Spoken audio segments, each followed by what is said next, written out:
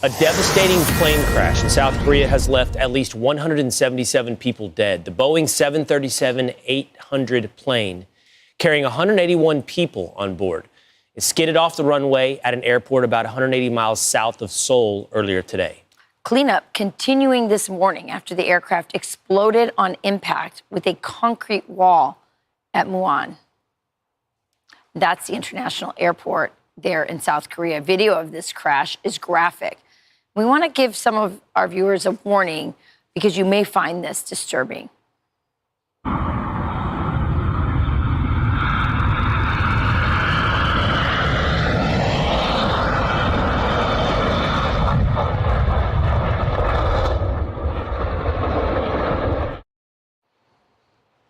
Incredibly, 2 crew members were pulled from the wreckage alive by emergency crews without any life-threatening injuries.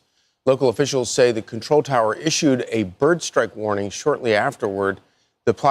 Shortly afterwards, pilots declared Mayday, and then pilots attempted to land.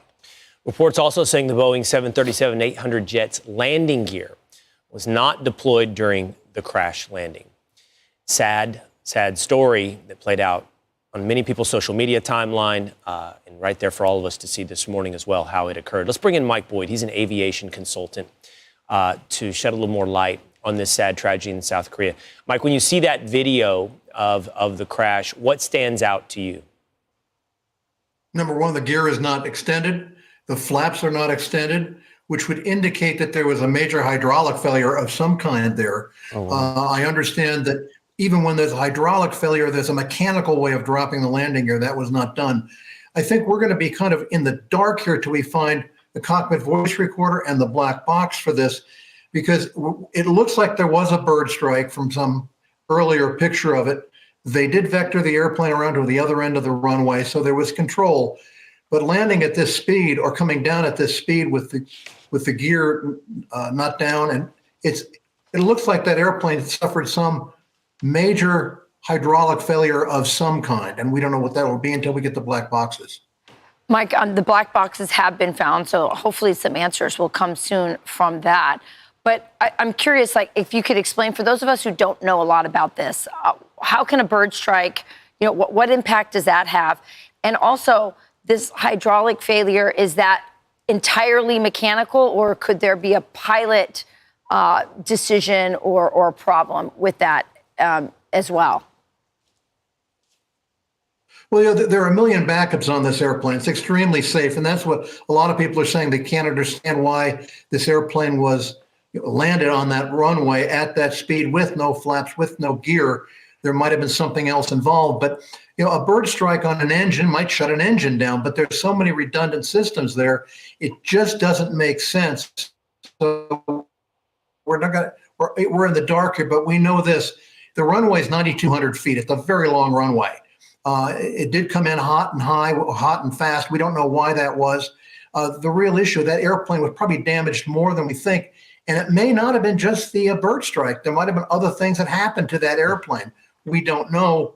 But it's very strange to have that airplane land that hot on a runway that's 9,200 feet to the point where it literally was still going pretty strong when it hit that wall. I still can't wrap my head around the idea that there were 2 people who survived that crash, and especially when you watch the explosion at the end. Are you surprised by that? And how does anybody survive something like that? I don't know. I'm thrilled by it, actually, for their families. They're both flight attendants. They're probably in the jump seats in the very back of the airplane. And, it makes sense. The airplane absorbed all that, and they really got away with a very lucky position where they were, because they weren't very far from the rest of the passengers on that airplane. So God love them. It's a wonderful thing that they were blessed that way. But these things do happen. And again, how an airplane breaks up when it hits the ground, it's different every time. Mike, I've always been told, and I'd love for you to tell me if this is accurate or not, that it's actually more risky during takeoff than it is on landing for most air flights. We all feel the jolt when we land and feel a bit of nervousness. But landing is, what I've been told, is one of the more safe aspects of air travel. But I want you to tell me if that's true or not. But I also want to see if I understand what you were telling Rachel correctly. Is it possible to land a plane and get it to stop without its landing gear, belly first, like we saw there, if the runway is long enough to bring it to a stop? Or should perhaps the pilot, if the plane was capable, avoided a landing and tried to stay up until the issues are resolved? I would suspect the second part they were doing, because I understand they did one go around. That's reported. I don't know. But keep in mind, yes, there are belly landings all the time. I mean, it's not unheard of. But in this case, that airplane didn't have its flaps. That meant it was coming in at a much higher speed to stay in the sky. And that meant, bang, we're going way too fast on that runway. It has to do with the flaps in this case. The landing gear itself, we've had those things happen. But when you're landing at a very, very high speed, because you can't slow down because you'll fall out of the sky, it's a tough thing. And we don't know what the background of the crew was. I would suspect they were very qualified. This airline's been in business almost 20 years. It's almost a new airport. So all those things I don't think will be factors, but we will find out. Mike, it can't be ignored that this was a Boeing plane. Can you talk to us about that? Because there have been some issues with Boeing as late. In fact, even some issues with airplanes, Boeing airplanes, that very day in other airports. And nothing deadly, but I wouldn't go there with that. I really wouldn't. I mean, we had a separate set of things that happened, and this Boeing, this 800 is a very safe airplane. There's never been any systemic problems with it. So I would say it's not a Boeing issue. You always want to look at that because you learn something from every crash. You learn something. But the fact of the matter here is we do know that some systems on that airplane were not working, and we knew there was a bird strike right before.